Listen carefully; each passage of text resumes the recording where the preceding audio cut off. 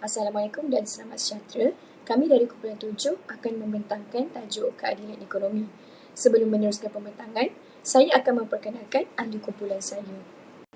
Yang pertama, Mardiatul Anisah dari program BA 290, Hanis Nazira binti Nazri dari program BA 242, Nur Adila Farhana binti Yusri dari program BA 250, Nurul Ira Atika binti Hamran dari program BA 242, dan saya sendiri, Nur Adriana Atira binti Syahril dari program BA 290. Berikut merupakan objektif kajian ini dijalankan.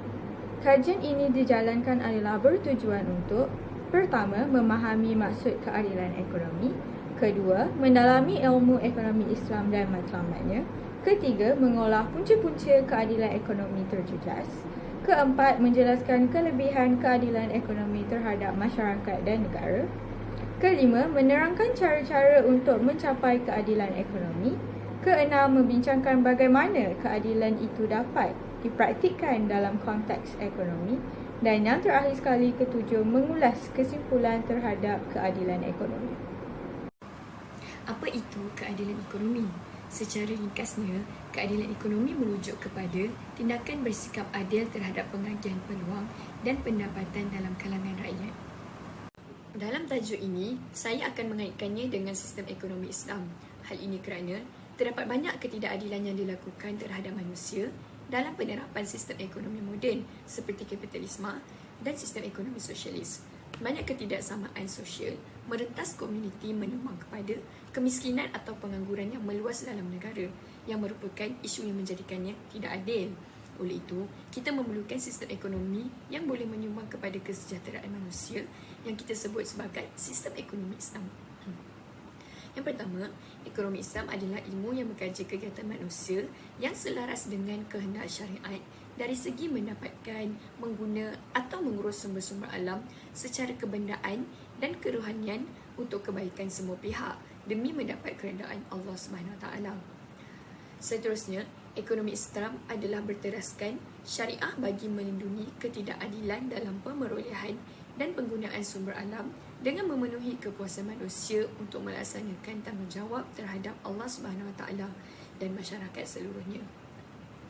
Selain itu, konsep ekonomi Islam adalah bersandarkan kepada pegangan dan keyakinan bahawa rezeki yang dikurniakan oleh Allah SWT di muka bumi ini adalah cukup untuk seluruh makhluknya. Oleh itu, sifat tamak atau mementingkan diri tidak perlu wujud pada diri seseorang. Seterusnya, matlamat ekonomi Islam. Yang pertama, aktiviti ekonomi Islam bertujuan memenuhi keperluan asas setiap manusia.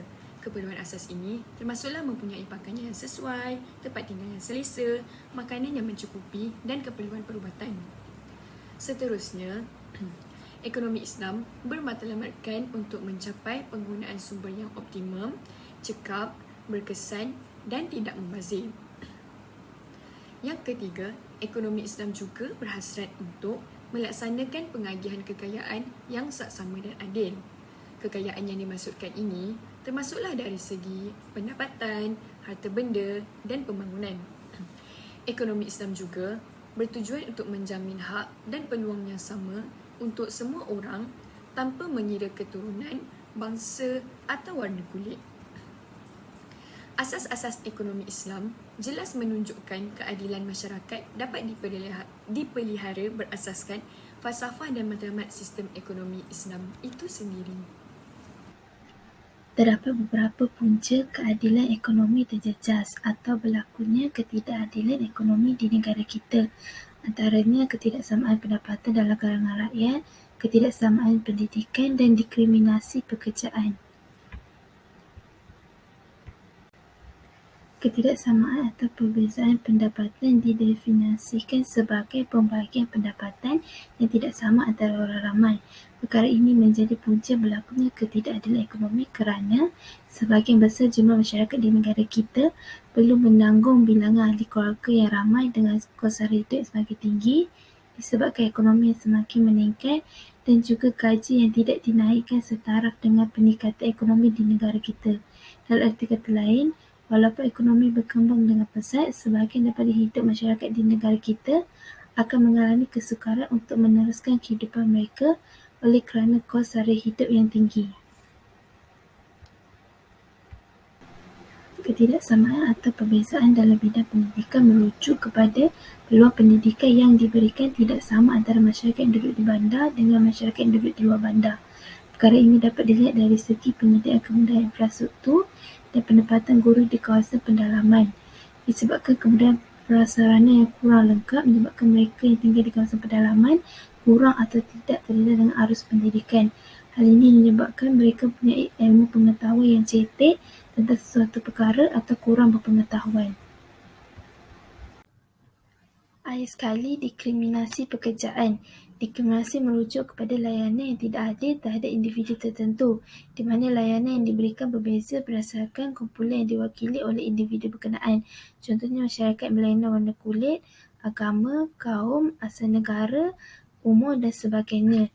Diskriminasi ini merupakan suatu amalan yang dilakukan oleh segelintir masyarakat di negara kita kerana berpunca daripada kecenderungan manusia untuk membeza-bezakan manusia.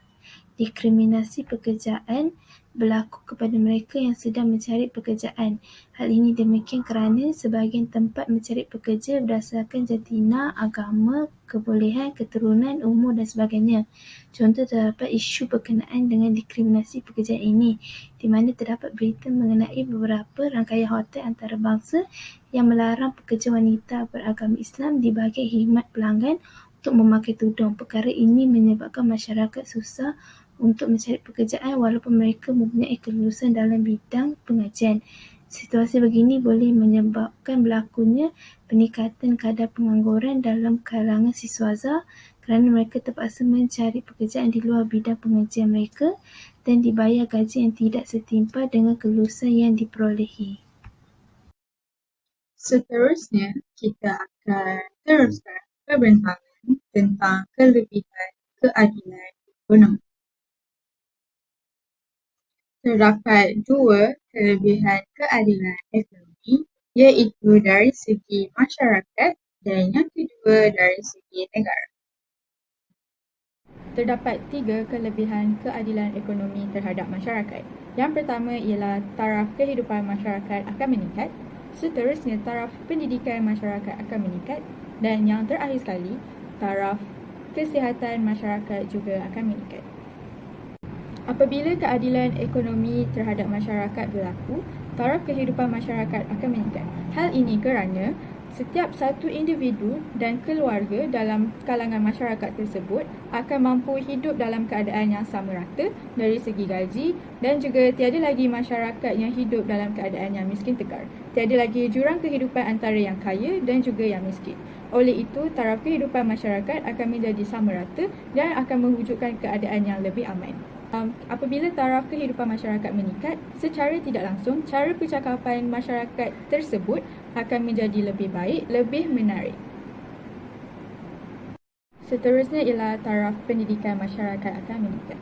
Apabila keadilan ekonomi berlaku di dalam kalangan masyarakat, lebih ramai masyarakat di luar sana mampu untuk menghantar anak-anak mereka untuk mendapatkan pendidikan yang terbaik. Apabila lebih ramai masyarakat yang mendapat pendidikan yang terbaik, lebih ramai para cendekia mampu dilahirkan di dalam kalangan masyarakat tersebut. Hal ini akan meningkatkan lagi masyarakat yang bermoral dan juga kreatif. Yang terakhir sekali ialah taraf kesihatan masyarakat akan meningkat. Apabila keadilan ekonomi terhadap masyarakat terjadi, sudah semestinya setiap individu dalam kalangan masyarakat tersebut mampu mendapatkan rawatan kesihatan apabila diperlukan.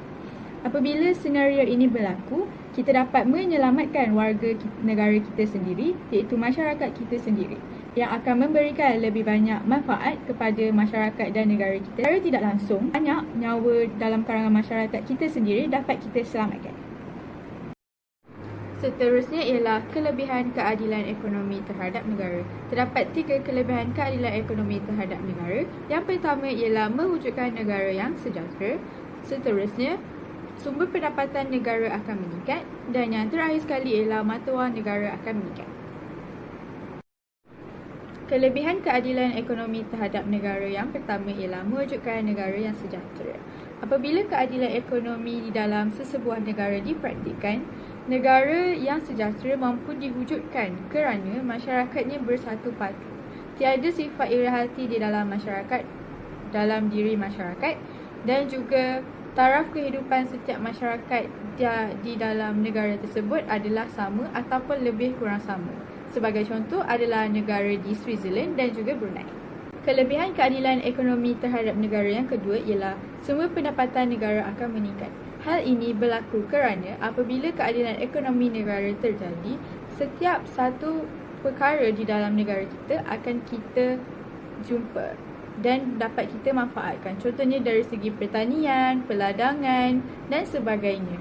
Jadi tiada satu sumber di dalam negara kita tidak akan dimanfaatkan dengan sebaiknya. Secara tidak langsung, sumber pendapatan negara kita akan meningkat.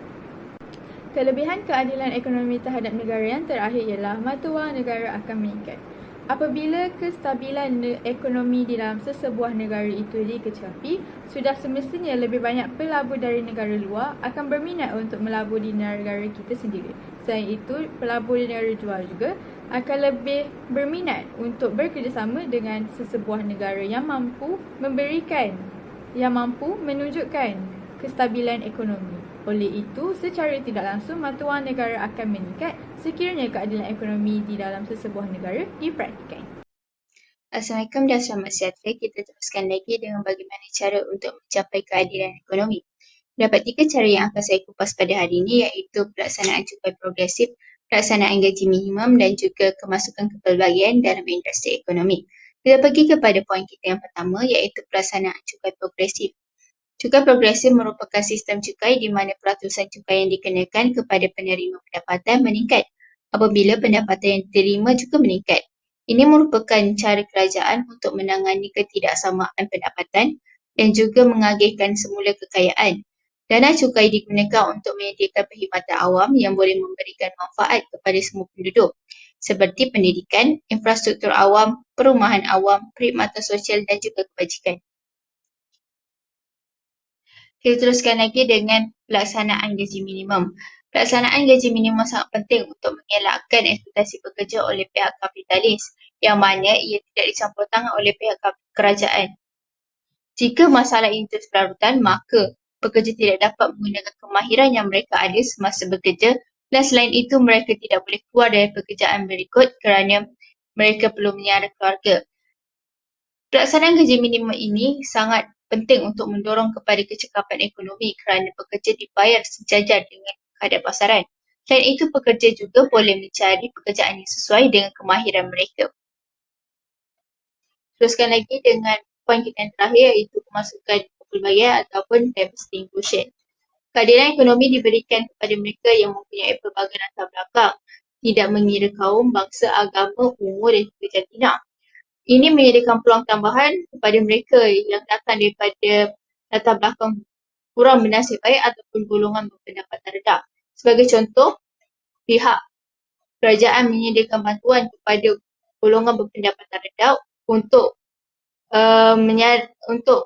meringankan beban mereka. Dan itu juga kita boleh memperlihatkan keadilan ekonomi kepada mereka yang kurang upaya ataupun kelainan upaya, di mana setengah syarikat menyediakan peluang pekerjaan untuk mereka. Ini memperlihatkan bukan sahaja golongan normal ataupun sihat tubuh badan boleh menjadi penggiat ekonomi, malah orang kelainan upaya juga tiada kurangnya. Seterusnya ialah perbincangan. Bagaimanakah keadilan itu boleh dipraktikkan dalam konteks ekonomi? Cadangan yang pertama untuk memperbaiki keadilan ekonomi di Malaysia adalah dengan kajian semula terhadap definisi kemiskinan, yang bermaksud mengkaji dan menapis semula golongan pendapatan yang manakah yang telah diiktirafkan kemiskinan itu. Seterusnya adalah cadangan kedua, iaitu menyalurkan bantuan ekonomi mengikut tahap pendapatan dan bukan berdasarkan kaum. Seperti yang kita tahu, di Malaysia mempunyai Perlembagaan 153. Namun, untuk bantuan kewangan, kita seharusnya memberikan berdasarkan pendapatan, bukan berdasarkan kaum. Kerana dengan kewangan inilah, seorang individu itu ingin meneruskan hidup dan dapat mengubah kehidupan mereka. Seterusnya, cadangan yang ketiga, menurunkan harga barang keperluan asas dan tempat tinggal. seperti beras, minyak dan juga gandum. Cadangan yang keempat adalah dengan memperkasakan peluang pekerjaan, latihan perindustrian dan pendidikan rakyat. Apabila peluang pekerjaan lebih besar, maka akan kuranglah penganggur-penganggur di Malaysia ini. Seterusnya, apabila latihan perindustrian ini wujud, seperti kita tahu, untuk memohon pekerjaan, kita memerlukan pengalaman. Dengan adanya latihan perindustrian ini, akan mudahlah seseorang itu untuk memohon pekerjaan di masa akan datang. Dan pendidikan rakyat, pendidikan merupakan cara yang berkesan untuk mengatasi kemiskinan kerana dengan pendidikan yang tinggi, seseorang itu boleh keluar dari kepompong kemiskinan dan mendapat pekerjaan yang dapat menjamin masa depan dengan ekonomi yang lebih baik. Cadangan yang terakhir iaitu cadangan yang kelima adalah dengan membasmi rasuah yang menghalang penyaluran bantuan ekonomi secara adil. Apabila wujudnya rasuah ni, golongan-golongan yang sepatutnya mendapat bantuan ini tidak dapat kerana kota-kota tersebut telah penuh diisi dengan golongan-golongan yang menggunakan rasuah. So, inilah adalah penyebab di mana bantuan itu tidak dapat diagihkan secara adil ke masyarakat.